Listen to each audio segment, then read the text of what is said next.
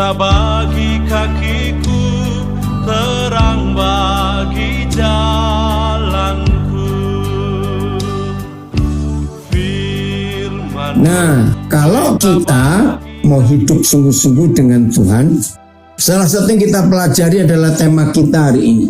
Yang mendapatkan tema ini seorang anak Tuhan, pelayan Tuhan dari Makassar. Judulnya jangan mau seenaknya, jangan hidup seenaknya. Ya, itu tema kita. Kenapa? Nah, suatu hari saudara Dev ini lagi mikir tentang Matius 28 ayat yang terakhir. Dan aku, kata Tuhan, kata Tuhan Yesus ya, akan menyertai kamu sampai pada akhir zaman. Nah, ternyata muncul sebuah pemikiran. Apa betul dengan seenaknya? Maaf, Tuhan menyertai kita tanpa ada satu persyaratan. Nah, ini pemikiran dari Roh Kudus, saya percaya betul. Dan ternyata betul.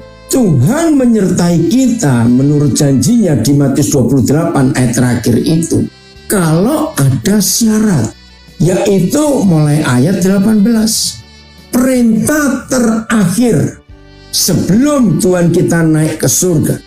Kita memperingati hari kenaikan Tuhan Yesus ke surga. Nah, sebelum dia meninggalkan dunia ini, dia pesannya bukan tolong buatkan aku gereja yang besar, tolong kumpulkan persembahan buat aku. Tidak. Perintahnya adalah karena itu pergilah, jadikanlah semua bangsa muridku dan baptislah mereka dalam nama Bapa, Anak dan Roh Kudus, dan ajarlah mereka untuk melakukan segala sesuatu yang kuperintahkan kepadamu. Saya baca sampai selesai 20. Dan ajarlah mereka melakukan segala sesuatu yang telah kuperintahkan kepadamu, dan ketahuilah aku menyertai kamu senantiasa sampai kepada akhir zaman. Nah, pemikiran ini muncul. Masa sih Tuhan Yesus asal menyertai setiap kita tanpa ada sesuatu yang dia minta? Dan ternyata betul. Penyertaan Tuhan Yesus atas hidup kita itu dengan satu kondisi. Kalau saudara dan saya pergi memberitakan damai sejahtera, memberitakan pengampunan, memberitakan pertobatan, memberitakan keselamatan kepada semua orang. Ini persyaratannya. Jadi tanpa kita melakukan perintahnya, karena itu pergilah. Matius 28 ayat 19. Karena itu pergilah, jadikanlah semua bangsa muridku, dan seterusnya. Maka tanpa melakukan itu kita tidak akan mengalami penyertaan Tuhan Yesus senantiasa. Jadi tidak semua kita jangan takut loh. Kalau gitu bagaimana dong? Nah, saudara jangan punya konsep loh, katanya kalau memberitakan Injil harus sekolah teologi dulu, sekolah Alkitab dulu supaya tidak salah. Nah, itu lebih salah lagi. Mendapat tugas pergilah kamu ke seluruh dunia, beritakan Injil itu dengan satu tugas, bukan berkhotbah tapi menjadi saksiku. Hampir semua gereja kalau memperingati ada ibadah peringatan kenaikan Tuhan Yesus ke surga, saudara, maka Kisah Rasul 1 ayat 8 harus dikhotbahkan. Dan kamu akan menerima kuasa nanti.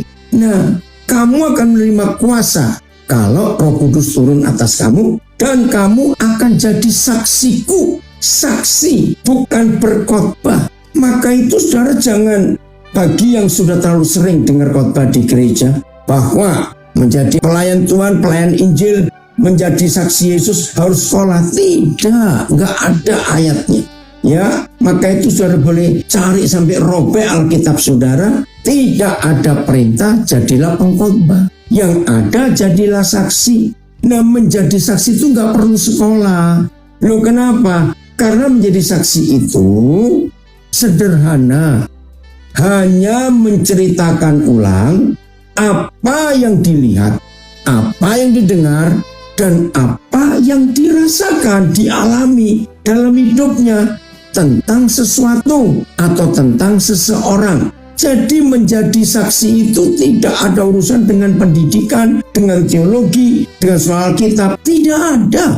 Menjadi saksi itu hanya menceritakan ulang apa yang kita alami dengan Tuhan Yesus, apa yang kita rasakan dengan kuasa kasih-Nya, apa yang kita dapatkan dalam hidup ini. Nah, apa saja yang kita dengar, kita rasakan, kita alami dengan Tuhan Yesus, itu yang kita ceritakan ke orang lain.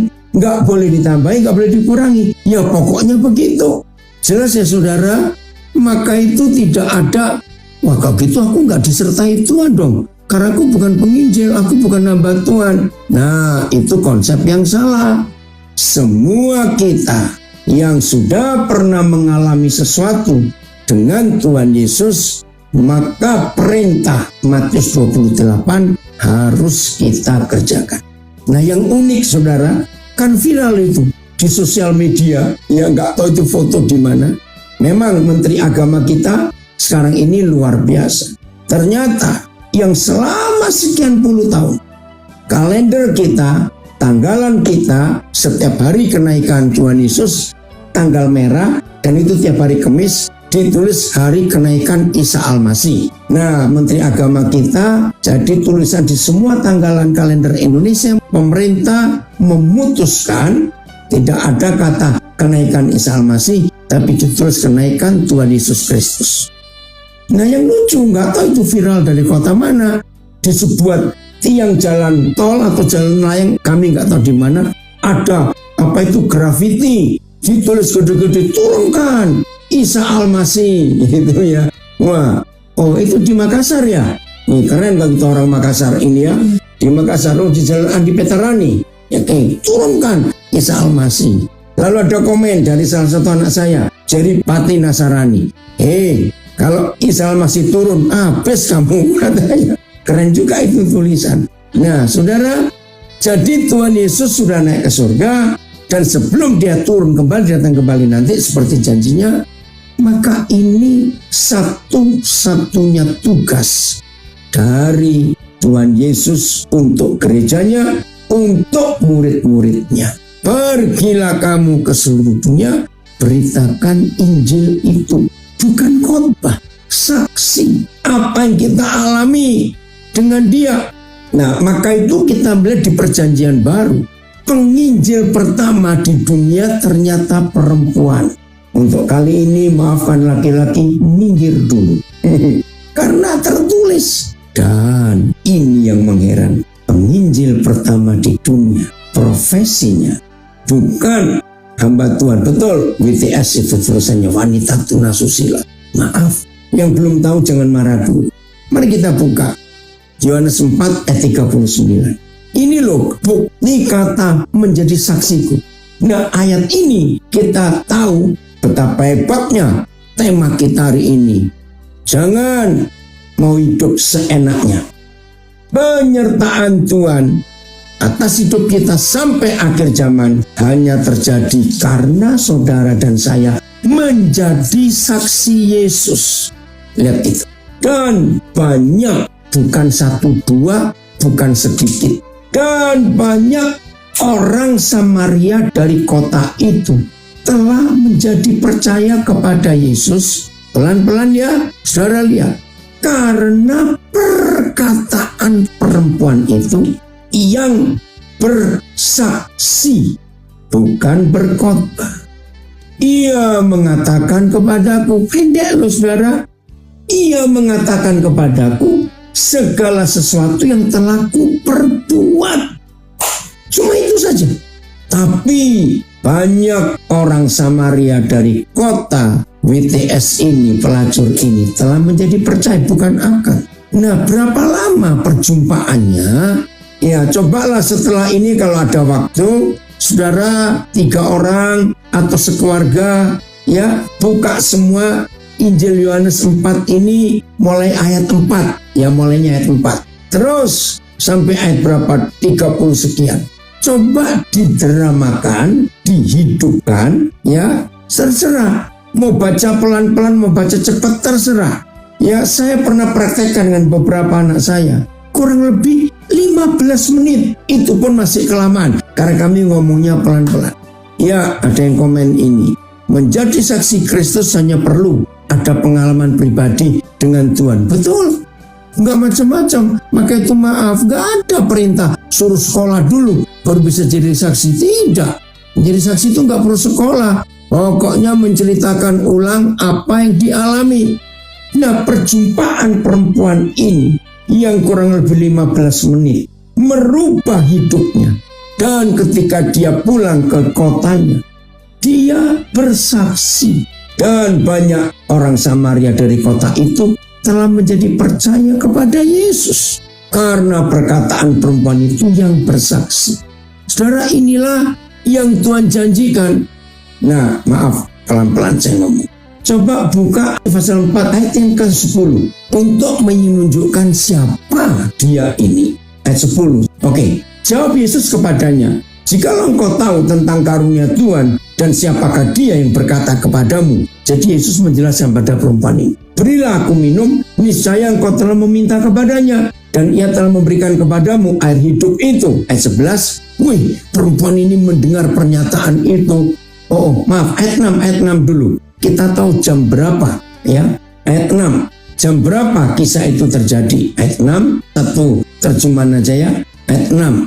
Jam berapa? Supaya kita tahu kira-kiranya. Di situ terdapat sumur Yakub. Yesus sangat letih oleh perjalanan. Karena itu ia duduk di pinggir sumur itu hari kira-kira pukul 12. Siang loh. Itu padang gurun. Ingat, gak ada warung es zaman itu. Ya, panas. Nah, datanglah seorang perempuan Samaria hendak menimba air. Kata Yesus kepadanya, "Berilah aku minum." Nah, saudara, ini tradisi saudara-saudara kita di daerah Timur Tengah, termasuk daerah Israel. Hampir tidak ada orang mengambil air jam 12 siang. Panasnya minta ampun. Mereka biasanya ngambil air itu pagi-pagi sekali atau sore menjelang matahari terbenam. Nah, biasanya mereka itu kalau ambil air rame-rame jalan. Ya biasa, sambil ngerumpi, sambil ngomong apa sajalah. Menimba rame-rame juga. Nah, tapi perempuan ini kok aneh. Ngambil airnya siang dan dia sendirian. Nah, ini kita ketemukan penyebabnya. Karena dia pelacur. Jadi nggak mau digosipkan orang. Lebih baik ngambil air sendiri. Dan kalau jam 12 siang, hampir nggak ada orang yang pergi cari air. Maka itu dia merasa aman. Terus ayat 11. Kata perempuan itu kepadanya, "Tuhan, engkau tidak punya timba dan sumur ini amat dalam. Dari manakah engkau memperoleh air hidup itu?" Maksudnya kan Tuhan Yesus minta minum. Nah, Tuhan Yesus nggak bawa timba. Ingat ya, dulu saya masih kecil, ini kami alami. Kalau orang pergi cari air bawa timba sendiri. Karena sumur itu sumur umum. Nah, pulang dibawa lagi timbanya. Itu kebiasaan kami dulu, ya. Nah, terus maka itu dia tanya, "Kamu kan nggak punya timba, bagaimana kasih aku air minum?" Terus ayat yang ke-14 ini Yesus berkata, "Tetapi barang siapa minum air yang akan kuberikan kepadanya, ia tidak akan haus untuk selama-lamanya. Sebaliknya air yang akan kuberikan kepadanya akan menjadi mata air di dalam dirinya yang terus-menerus memancar sampai kepada hidup yang kekal." Begini ilustrasinya. Sebagai manusia, kita pasti pernah kehausan, bahkan sering. Nah, ketika ketemu Tuhan Yesus menawarkan air yang kuberikan kepadamu, itu membuat kamu sekali minum tidak akan pernah haus lagi seumur hidup. Ayo bayangkan, yang mana dia merasa malu kalau ambil air rame-rame dengan tetangga-tetangganya. Dan siang ini ada orang nawari aku sekali minum air yang diberikan nggak haus selama-lamanya. Bahkan air yang ku minum akan jadi mata air dalam diriku. Ayo, siapa yang nggak suka? Betul? Siapa yang nggak suka? Kemarin pagi salah seorang anak saya yang biasa donor darah. Nah, tolong saya mumpung ingat. Saudara, sebelum umur saudara 60 tahun, saya sudah nggak bisa lagi. Tolong ya, apalagi yang golongan darah yang langka. Oh, contohnya, rajin-rajinlah donor darah. Ya, rajin. Oh, darah saudara itu bisa menyelamatkan banyak kehidupan. ayo rajin. Yang belum pernah donor, ayo hari ini. Ya sebelum umur 60, kalau 60 sudah nggak bisa lagi. Nah ternyata kemarin waktu dia mau donor, seperti biasa dia lakukan, tiba-tiba nggak bisa. Karena HB-nya terlalu tinggi, sampai 17,5. Wah kaget orangnya. Terus ditanya, penyebabnya apa? Kurang minum. Maka itu HB-nya terlalu tinggi. Nah jadi dia nggak bisa donor. Ingatkan ya, sesama saudara di negara manapun saudara berada, jadilah pendonor darah karena itu kehidupan, menolong orang lain. Nah jadi kurang minum sampai HB-nya terlalu tinggi dan itu nggak bisa didonorkan darahnya. Oke. Jadi perempuan ini kaget. Hah? Ada air yang seperti itu? Nah lihat ayat 15. Kata perempuan itu kepadanya, Tuhan, berikanlah aku air itu. Lihat, supaya aku tidak haus dan tidak usah datang lagi ke sini untuk menimba air. Keren ya saudara, hanya dapat air hidup dari Tuhan Yesus. Ini jawaban Tuhan Yesus yang membuat dia bertobat. Ayat 16. Kata Yesus kepada perempuan itu, pergilah ya untuk dapat air hidup itu, pergilah, panggillah suamimu dan datang ke sini. Pertama kali saya belajar ayat ini, saya geli tertawa. Begini loh tertawanya. Ayo coba jawab, ada hubungan gak antara air dengan suami? Di otak atik gak nyambung. Suami itu suami, air itu air. Tapi bagi Tuhan Yesus justru ini masalah. Kata perempuan itu, coba bayangkan ya, kata perempuan itu. Maaf, saya mendramatisir. Pasti si perempuan itu tersipu-sipu, malu. Pasti perempuan ini tersipu-sipu. Tahu ya kata tersipu-sipu? Malu-malu kucing gitu mungkin. Atau apa? Kata perempuan itu, aku tidak mempunyai suami. Pasti gitu ngomongnya toh, tersipu-sipu. Aku gak punya suami. Kata Yesus kepadanya, tepat katamu bahwa engkau tidak mempunyai suami. Hah? Tadi suruh panggil suaminya. Sekarang dia jawab, aku gak punya suami. Oh, ada yang tanya, kalau supaya haus dan lapar akan Tuhan Yesus itu caranya bagaimana? Kok ada orang yang haus sekali, ada yang tidak peduli akan firman? Gampang, dia merasa butuh firman gak?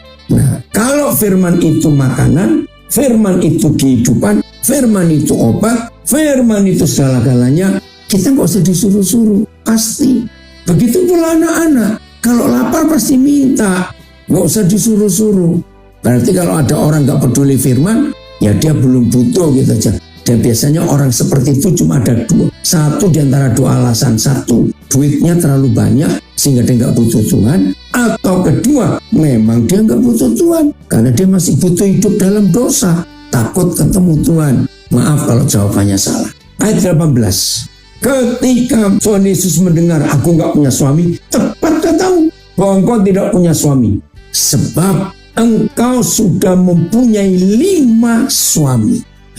Dan yang ada sekarang padamu, jadi yang ke-6, bukanlah suamimu. Dalam hal ini engkau berkata benar. Maaf, apa profesi seorang perempuan? Kalau hidupnya koleksinya laki-laki, maaf. Ngerti maksudnya ini? Betul.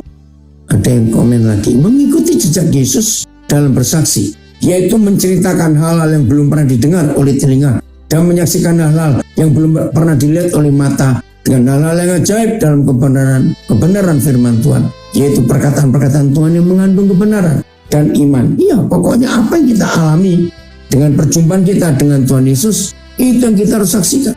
Jadi waktu perempuan ini berangkat dari rumah, mungkin jam 11, mungkin setengah 11, karena kita nggak tahu berapa jauh perjalanan dari rumah sampai ke sumur Yakub itu. Maaf ya saudara, kan tetangga-tetangga masih tahu siapa perempuan ini. Apalagi laki-laki yang ke-6 ada di rumahnya. Masih tahu mereka. Nah, setelah ketemu Tuhan Yesus, dia akan pulang lagi. Maaf, berarti tetangga-tetangga kan masih tahu apa profesinya ini. Ngerti ya maksud saya saudara? Nah ini yang saya heran. Mengapa? Maaf. Mungkin saudara seperti saya tidak apa. Maaf ya, jangan tersinggung. Saya Ya saya ngakui, kalau saya punya tetangga dan pelacur, maaf. Lalu dia cerita tentang sesuatu, apa saja sesuatu itu, pokoknya cerita tentang sesuatu. Maaf, kita percaya 100% gak sih apa yang diberitakan, maaf, oleh tetangga kita yang pelacur ini? Maaf, saya mikir dulu, kamu ngomong apa? Tapi pertanyaannya, coba kembali ayat 39. Pertanyaannya, lah kok bisa tetangga-tetangga ini percaya perkataan perempuan ini? Yang mereka semua masih ingat jelas, dan hari itu pun mereka masih tahu ada laki-laki yang keenam tinggal bersama dia. Loh, kok bisa percaya? Saya ulangi ya, yang baru gabung supaya dengar. Yohanes 4:39. Dan banyak orang Samaria dari kota itu telah menjadi percaya kepadanya karena perkataan perempuan yang bersaksi. Banyak orang dari kota perempuan ini, maaf dalam tanda kutip, yang masih BTS pelacur tadi, menjadi percaya, bukan akan telah, karena perkataan perempuan itu yang bersaksi. Nah, kalau saudara pernah menanyakan seperti yang saya pernah tanyakan, ini jawaban tema kita. Karena Tuhan Yesus menyertai dia waktu bersaksi begini begitu yang dia katakan kepada. Jadi tema ini gak main-main. Jangan mau seenaknya minta penyertaan Tuhan tanpa melakukan permintaan Tuhan. Apa permintaannya? Pergilah ke seluruh dunia menjadi saksiku. Beritakan Injil itu. Cuma menjadi saksi saja. Jadi hebatnya Tuhan. Latar belakang yang jelek asal sudah bertobat ya. Karena perempuan ini pasti bertobat. Dia berubah hidupnya sejak jumpa Tuhan Yesus. Ini yang kita harus tahu. Kita lihat bukti lain. Bagaimana penyertaan Tuhan. Kisah Rasul 4 ayat 13. Kisah Rasul 4 ayat 13. Ya. Jadi saudara, kalau hari ini kita belajar, jangan mau seenaknya. Kalau ingin penyertaan Tuhan, ya kita harus melakukan permintaannya. Apa permintaannya? Pergilah kamu ke seluruh dunia, beritakan Injil itu, menjadi saksinya. Ya, ketika sidang itu melihat keberanian Petrus dan Yohanes, bahwa siapa mereka dua itu ya. Saya ulangi, ketika sidang itu, sidang apa? Ini sidang besar di Yerusalem. Para pemimpin agama Yahudi, imam-imam kepala, ya, orang-orang Farisi, orang-orang Saduki, ahli-ahli Taurat menyidang Petrus dan Yohanes karena mereka buat mujizat, orang lumpuh sembuh. Mereka nyidang Petrus dan Yohanes.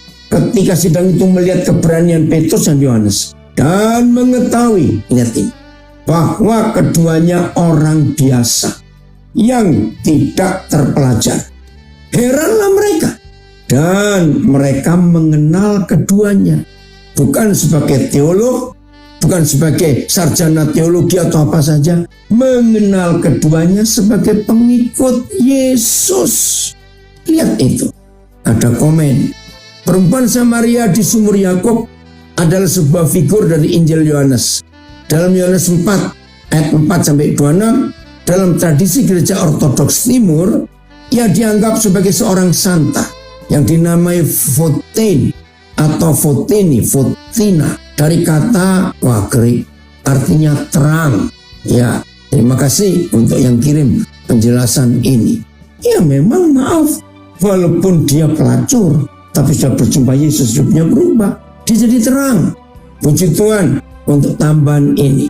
Baik, terjemahan TSI-nya. Saat itu pemimpin-pemimpin itu menyadari bahwa Petrus dan Yohanes adalah orang biasa. Lebih keren ini, terjemahan sederhana Indonesia. Orang biasa yang tidak mempunyai pendidikan khusus. Maaf, kalau ada yang tanya, apa itu pendidikan khusus? Pendidikan sekolah teologi. Maaf, kalau nggak terima, nggak apa-apa. Saya juga tetap menerima saudara kalau saudara nggak terima apa yang saya ajarkan. Ya, jadi para ahli Taurat, imam-imam, orang Farisi, orang Saduki, mereka tahu siapa Petrus, siapa Yohanes. Nelayan, tidak mempunyai pendidikan khusus. Keren kata ini. Tetapi mereka juga heran Karena kedua orang itu berbicara dengan berani. Dan mereka juga menyadari bahwa Petrus dan Yohanes sudah sering bersama Yesus. Sering. Karena muridnya. Wih, ini luar biasa. Dua orang ini. Maaf, masih ingat dari Pentakosta? Petrus yang mantan penyangkal Yesus. Ingat ya, bukan 3 kali loh Petrus nyangkal, 7 kali mantan penyangkal Yesus. Bahkan di Injil Markus ditulis, sumpah aku gak pernah kenal orang itu. Wih, kalau Yesus model saya sudah tempeleng itu Petrus. Kamu pakai sumpah gak kenal aku. Lah mertuamu sakit siapa yang nyembuhkan? Waktu kamu mau tenggelam siapa yang menyelamatkan kamu? Tapi Tuhan Yesus santai, gak tersinggung, gak marah. Begitu Roh Kudus turun ke hidupnya, hari itu juga Roh Kudus turun ke atas hidupnya. Si penyangkal ini, si mulut besar ini berubah hidupnya. Dan hari itu dia berkata, pertama kali Paulus menyaksikan siapa Yesus. Nanti baca Kisah Rasul 2 ya. Terus saya lupa ayatnya berapa, nanti cari sendiri. Dan Kisah Rasul 2 ayat 42 mencatat, hari itu kira-kira 3.000 orang yang diselamatkan. Wow, ini dari Singkawang ada tambahan komen. Daud pun tidak punya pendidikan khusus militer, tapi Daud yang mengalahkan Goliat bahkan para tentara. Betul, Daud luar biasa. Ya, ada yang komen dari Jogja. Nggak usah ribet-ribet sekolah teologi. Oh, jangan gitu dong. Sekolah dengan Roh Kudus saja. Oke ya. Dan ini sungguh luar biasa. Maaf, ini tahun 70-an. Ada banyak teman-teman saya yang senior tahun 70-an yang mengulas khotbahnya Petrus hari Pentakosta. Dan pertama Petrus bersaksi, 3.000 orang bertobat. Begini, ada 2 senior saya sudah meninggal. Ya, tahun 70-an itu. Mereka ngomong gini, banyak sekarang, maaf, orang yang sekolah tinggi, sekolah macam-macam, 3.000 kali berkhotbah, belum 1 orang bertobat. Tapi yang 1 kali menyatakan kebenaran setelah penuh Roh Kudus, 3.000 orang bertobat. Saya harap mengerti ya istilah. Saya ambil dari para senior saya dulu. Betul, saudara, ini yang kita harus tahu. Bagaimana Roh Kudus bekerja, Roh Kudus menyertai. Maaf, kita buka, saya tambahkan 1 ayat ini. Ya, saya berharap kalau ada saudara-saudara saya ikut mendengar, baik via Zoom, Instagram, Facebook, dan lewat audio rekaman saya ini, rasanya nggak setuju dengan kata-kata saya. Kok dari tadi sekolah teologi? Nggak apa-apa, lanjutkan aja. Ya, tapi saya mau tunjukkan fakta ini. Yeremia 22, ya. Sekiranya mereka hadir dalam dewan musyawarahku. Nah, inilah para pemberita firman, inilah para pesaksi, supaya mengalami penyertaan Tuhan, maka saudara dan saya harus sering-sering hadir dalam dewan musyawarah Yahweh Tuhan kita. Artinya dalam sidang MPR, DPR Kerajaan Surga. Saya baca lagi. Sekiranya mereka hadir dalam dewan musyawarahku, niscayalah mereka akan mengabarkan firmanku kepada umatku. Lihat, akibat firman kebenaran yang diberitakan membawa umatku kembali dari tingkah langkahnya yang jahat dan dari perbuatan-perbuatannya yang jahat. Terjemahan yang lain ayat 22. Saudara, sejak saya mengerti ayat ini berapa puluh tahun yang lalu, maka tiap kali saya mengajar, saya selalu memperhatikan ada perubahan gak di hidup orang-orang yang mendengar. Oh, ini anak saya dari Biak memberi komen, kelakuanmu itulah sebenarnya teologimu. Betul, kelakuanmu itulah sebenarnya teologimu. Betul ya, ayat. Akan tetapi seandainya mereka berdiri di sidangku, hamba-hamba Tuhan ini ya, para pesaksi tadi, mereka akan menyampaikan firman-firmanku kepada jemaatku dan telah membuat mereka berbalik dari jalan mereka yang jahat dan dari perbuatan-perbuatan mereka yang jahat. PS, andai kata mereka tahu apa yang terkandung dalam pikiranku, ayo para hamba Tuhan, para pengkhotbah, para pemberita firman, Perhatikan terjemahan berbeda-beda dari Yeremia 23 ayat 22. Andai kata mereka tahu apa yang terkandung dalam pikiranku, pikiran Tuhan, tentulah mereka telah menyampaikan kepada umatku segala yang kuucapkan. Artinya sesuai dengan pikiran Tuhan, bukan dengan pikiran logika kita. Itulah teologi. Maaf. Maka umatku akan bertobat dari dosa-dosa dan tingkah lakunya yang jahat. Saya ulangi lagi. Inilah satu-satunya ayat yang saya temukan di Alkitab, bahwa nilai dari khotbah kita, pemberitaan firman, kesaksian kita, ada orang bertobat atau tidak. Oke, MLT. Namun jika mereka berdiri di dalam nasihatku, ya selbir dalam majelis musyawarahku, dan menyebabkan umatku mendengar firman, maka mereka akan berbalik dari jalan yang jahat dan dari kejahatan perbuatan-perbuatannya. FYI, seandainya mereka benar utusanku, tentu mereka akan berusaha membawa umatku untuk menjauhi kejahatan. Nah saudara, jadi ini yang Tuhan minta, penyertaan Tuhan atas hidup kita. Jadi jangan cari yang lain lagi. Pengalaman pribadi dengan Tuhan. Kisah Rasul 2 ayat 36. Ya, ini salah satu dampak besar hasil Petrus penuh Roh Kudus. Apa yang terjadi dengan orang-orang yang mendengar berita yang Petrus sampaikan di hari Pentakosta itu. Dahsyat sekali kalau ada penyertaan Tuhan dalam hidup kita. Coba carikan ketika mereka mendengar khotbah Petrus itu, hati mereka tersentuh. Ayat 37, terima kasih. Ini luar biasa saudara, pengalaman itu. Ketika mereka mendengar hal itu, mendengar kesaksian Petrus yang sudah dipenuhi Roh Kudus, yang bersaksi tentang Yesus. Ketika mereka mendengar hal itu, hati mereka sangat terharu. Lalu mereka bertanya kepada Petrus dan rasul-rasul yang lain, apakah yang harus kami perbuat? Saudara-saudara, ayat ketika mereka mendengar hal itu, tertusuklah hati mereka. Lalu berkata kepada Petrus dan para rasul lainnya, saudara-saudara, apa yang harus kami lakukan? Terjemahan lama. Setelah didengarnya demikian, maka pergilah hati orang sekalian. Lalu berkatalah mereka itu kepada Petrus dan rasul-rasul yang lain, hai tuan-tuan dan saudara sekalian, apakah yang wajib kami perbuat? Ketika orang-orang itu mendengar hal itu, mendengar kesaksian Petrus, PS, ketika orang-orang itu mendengar hal itu, hati mereka sangat gelisah. Nah, saya mau keluarkan 4 terjemahan ini. Terjemahan baru, hati mereka sangat terharu. AYT, tertusuklah hati mereka. Terjemahan lama, pergilah hati mereka. PS, hati mereka sangat gelisah. Coba kumpulkannya. TSI, pada waktu Petrus selesai berbicara, tersentuhlah hati orang banyak yang mendengarkannya. TSI ketiga sama, coba saya lebih MLT, maka tertusuk dalam hati. Saya lebih sangat tersentuhlah hati mereka. AVB, hati mereka pun berasa tertusuk. Ya, FIH. Kata-kata Petrus itu sangat mengharukan hati mereka. Nah, coba kumpulkan semuanya terjemahan. Oh, ini ada komen dari Nabire. Saya baca.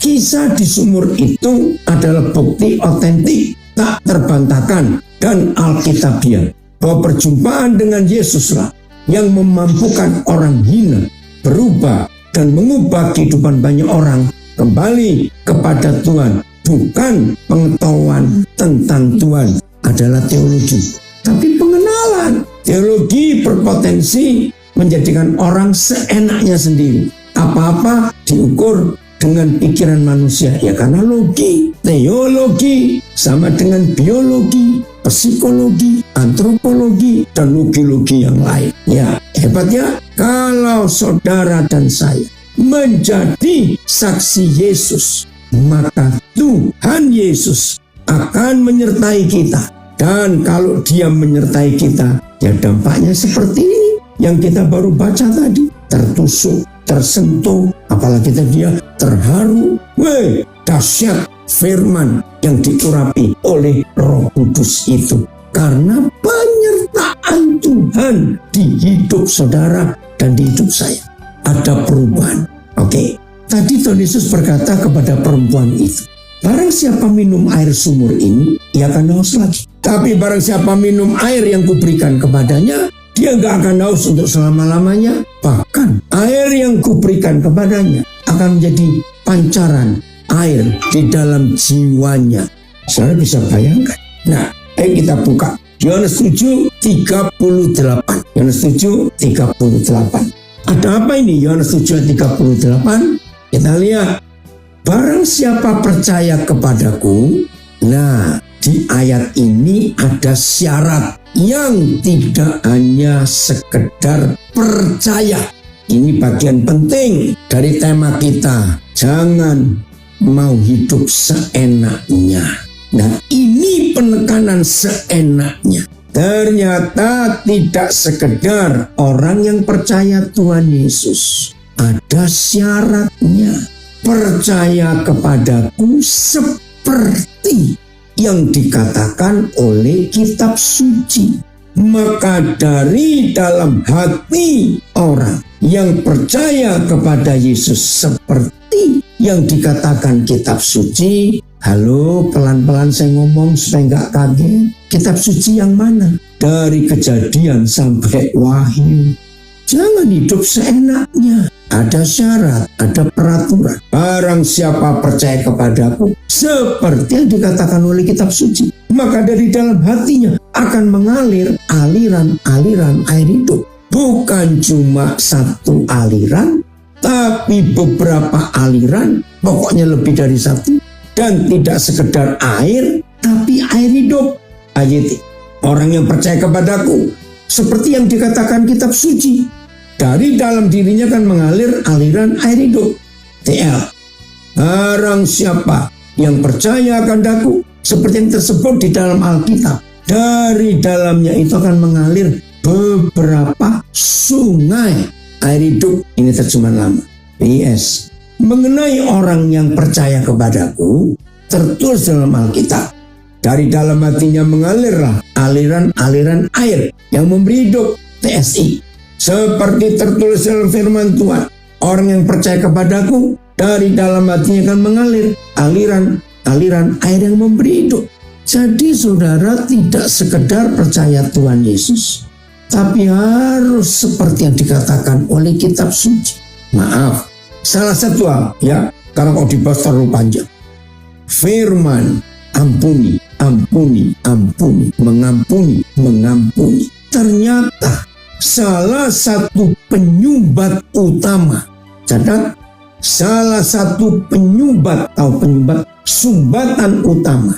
Orang banyak sudah percaya Tuhan Yesus, tetapi dari hidupnya tidak ada aliran. Satu sumber aja belum ada. Satu aliran air hidup aja nggak ada. Padahal orang itu sudah percaya Tuhan Yesus. Penyebabnya hidupnya nggak kudus. Tidak seperti yang dikatakan kitab suci. Nah, salah satu ketidakkudusan karena tidak mau mengampuni. Selalu ingat kesalahan orang yang dulu-dulu. Iri hati itu menyumbat aliran air hidup itu. Coba saudara perhatikan. Iri hati, tidak mengampuni. Itu salah satu penyebab besarnya. Pelit, itu nggak punya kasih. Nggak bisa ada aliran air hidup yang akan mengalir. Maaf, ini cuma intermezzo saja. Ya, sekedar ngomong, tapi ini penting. Cuma ada satu di antara dua. Air hidup atau air got, air selokan, maaf. Ya, kalau pakai terjemahan, apa lawan air hidup? Air mati. Betul juga sih, gitu loh. Tapi artinya, nggak ada kehidupan yang mengalir di hidup kita. Nggak ada kehidupan. Maka itu kembali kepada firman ini, jangan hidup seenaknya. Ikuti aturan-aturan Tuhan. Ikuti perintah-perintah Tuhan. Ikuti. Supaya saudara dan saya betul-betul diakui bahwa kita percaya Yesus seperti yang tertulis di kitab suci. Artinya semua yang tertulis kita ikuti. Nggak cuma 3-4 ayat, tapi seluruhnya. Itu yang Tuhan inginkan atas hidup kita. supaya dari hidup ini mengalir aliran-aliran air hidup. Dan semua orang suka mencari sumber air hidup itu. Ya karena saya beberapa kali masuk pedalaman, masuk desa. Ya suatu kali saya lupa, sudah lama sekali. Waktu itu mobil belum zaman pakai AC. Kami ada di satu desa di daerah Jawa Tengah. Nah hari itu panas sekali. Tapi mobil harus jalan. Nah jalannya rusak jadi kami pelan-pelan. Nggak ada AC, jendela kami buka. Karena jalan pelan-pelan tiba-tiba semua kami otomatis refleks di mobil itu. Dengar suara air gemericik. Otomatis nggak ada yang merintah. Kami satu mobil. Hei kita berhenti dulu. Cari di mana air tadi itu. Saudara, karena panas. Ya kami ingin cari yang segar dulu di desa ini. Tiba-tiba semua kami tahu. Ternyata di samping jalan itu ada sungai kecil. Betul-betul sungai kecil, maka itu kami nggak lihat. Tapi airnya jernih sekali mengalirnya itu. Saudara, semua kami dan mobil itu langsung turun. Waduh, kami lepaskan sepatu, lepaskan sandal, kami main air di situ. Segar sekali. Nah, itulah ilustrasi yang saya dapat. Kalau saudara dan saya menjadi aliran-aliran air hidup, percaya nggak? Orang-orang kehausan di dunia ini akan cari di mana air itu. Maka itu perempuan tadi mendapat jawaban yang mengagetkan. Oh ya, kalau aku minum air yang engkau berikan, aku nggak akan haus lagi untuk selama-lamanya. Bahkan air itu jadi mata air di hatiku. Wow, aku mau air itu. Saudara, yuk mulai hari ini firman ini kita genapi. Jangan hidup seenaknya. Ikuti aturannya, ikuti semua yang tertulis di Alkitab. Barang siapa percaya kepadaku, seperti yang dikatakan oleh kitab suci. Jadi mulai hari ini ayo kita semuanya betul-betul menjadi aliran-aliran air hidup. Maka orang akan datang dan mencari air itu lewat hidup kita masing-masing. Jadi yang masih punya musuh, masih jengkel, iri hati, yang masih gak suka dengan orang lain, ayo hari ini kita bertobat. Pulihkan hati ini. Hiduplah sungguh-sungguh dengan Tuhan. Hiduplah sungguh-sungguh taat kepada Dia. Untuk mengasihi Dia lebih daripada apapun juga. Maka dengan demikian Tuhan akan memberkati kita. Siap menjadi aliran-aliran air hidup? Ya harus. Kalau tidak, maaf, kita jadi mengalirkan air selokan. Itu ya. Jadi harus menjadi sungai air hidup. Ya, ada yang menambahkan komen dari Palu ini. Salah satu penyumbat utama orang banyak yang sudah percaya Tuhan Yesus. Ya, satu aliran saja tidak ada dalam hidupnya. Tidak mengampuni, pelit, tidak ada aliran kasih. Betul, ya. Jadi kalau semua kita hidup di dalam firman Tuhan ini, percayalah saudara. Setiap hari aliran-aliran air hidup itu mengalir lewat hidup kita. Dan tolong dicatat, tidak hanya orang-orang yang kehausan di sekitar kita yang segar kalau mendapatkan aliran-aliran air hidup. Ingat dan catat, maka kita sendiri yang jadi saluran itu ikut segar. Betul tidak? Karena kita yang menjadi salurannya. Maka itu maaf, jangan marah kalau saya ngomong ini. Jadi kalau ada di antara kita ya ketemu orang-orang tertentu, tiap kali ketemu wajahnya lecek dan gak enak untuk dilihat. Tahu kata wajah lecek? Wajah galau, wajah sendu, wajah sedih, wajah macam-macam. Nah, maaf, bukan menghakimi, tapi kita belajar. Berarti orang itu gak ada kesegaran dalam hidupnya. Kalau gak ada kesegaran, artinya gak ada air hidup yang mengalir untuk dia sendiri aja, gak ada. Apalagi untuk orang lain.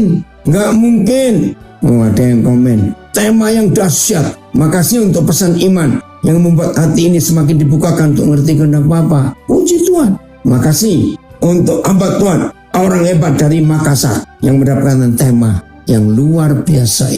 Ya, jangan hidup jadi batu sandungan untuk orang lain. Ya, selalu harus mengampuni dalam hidup ini. Keren ya saudara, kalau kita menjadi pelaku firman Tuhan ini, maka hidup ini luar biasa. Wow. Oke? Semua mau jadi berkat mulai hari ini. Hidup jangan seenaknya. Ikuti semua aturan-aturan yang Tuhan sudah tuliskan di Alkitab. Maka semua yang ada di kitab suci kita lakukan. Maka hidup ini akan luar biasa. Jelas ya? Puji Tuhan. Yang Tuhan berikan kesempatan bisa menikmati hidup yang sesungguhnya. Jadilah saksi-saksi Yesus, bukan pengkhotbah-pengkhotbah. Alirkan aliran-aliran air hidup dalam hidup kita semuanya. Maka semua orang akan menikmati aliran air hidup itu. Dan air hidup itu berguna untuk banyak orang. Puji Tuhan, haleluya. Tuhan Yesus memberkati kita semua. Dan jadilah orang-orang yang dipakai oleh Tuhan. Amin. Firman-Mu pelita bagi kakiku, terang bagi jalanku.